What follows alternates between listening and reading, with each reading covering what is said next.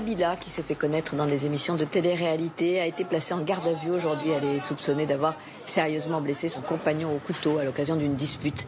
Un événement sur lequel le couple ne souhaite pas vraiment s'étendre aujourd'hui. On s'est embrouillé à un niveau où ça explose. J'ai voulu faire peur, il a voulu me tenir, le coup est parti. On a essayé d'extérioriser quelque chose qui a donné à un drame, quoi. C'est ça. Roselyne Bachelot, Roselyne, vous avez dit, entre avoir une bite et un cerveau, que vous avez choisi d'avoir un cerveau. Oui. Ça veut dire que Nabila, elle a une bite? Thomas est conduit en urgence à l'hôpital Georges Pompidou. Nabila, elle, est placée en détention provisoire à la prison de Versailles. Théoriquement, entre eux, pas de communication possible. Pourtant, Nabila parvient à contacter Thomas. Il y avait une détenue du premier étage, moi j'étais au rez-de-chaussée. Il y avait un portable qui ne pouvait pas me le passer, mais avec laquelle je communiquais par des lettres. Donc j'ai réappris à écrire d'une certaine manière et je lui demandais de les retranscrire à Thomas, de lui dire. Et, on se disait plein de choses. Qu'on s'aimait plus, qu'on s'aimait, et puis... Est-ce que vous êtes documenté pour écrire ce livre, par exemple? Vous avez visionné, vous, la sextape de Valbuena? Non, je sais pas. Benzema vous a rendu les images? Je pousse pas le sens de la documentation. Vous savez ce qu'il y a dedans, vous? Oui, je sais ce qu'il y a dedans, je sais avec qui il est. Avec qui? Il n'est pas avec sa femme. Vous avez été dans des clubs échangistes, vous? Oui. Vous avez échangé quoi? À ton avis?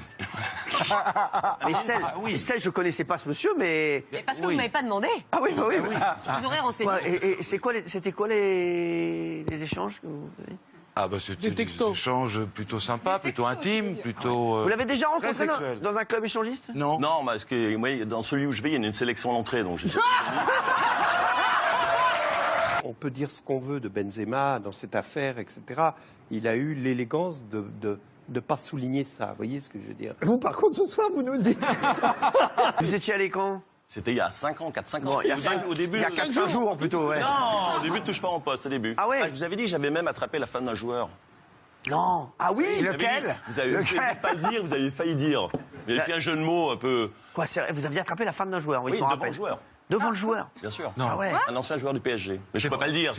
Il a pas joué au PSG, votre mari? Mais le mien, si. Quant au projet du couple, ils sont aussi nombreux. Retrouver le calme et la sérénité après l'épreuve qu'ils viennent de traverser.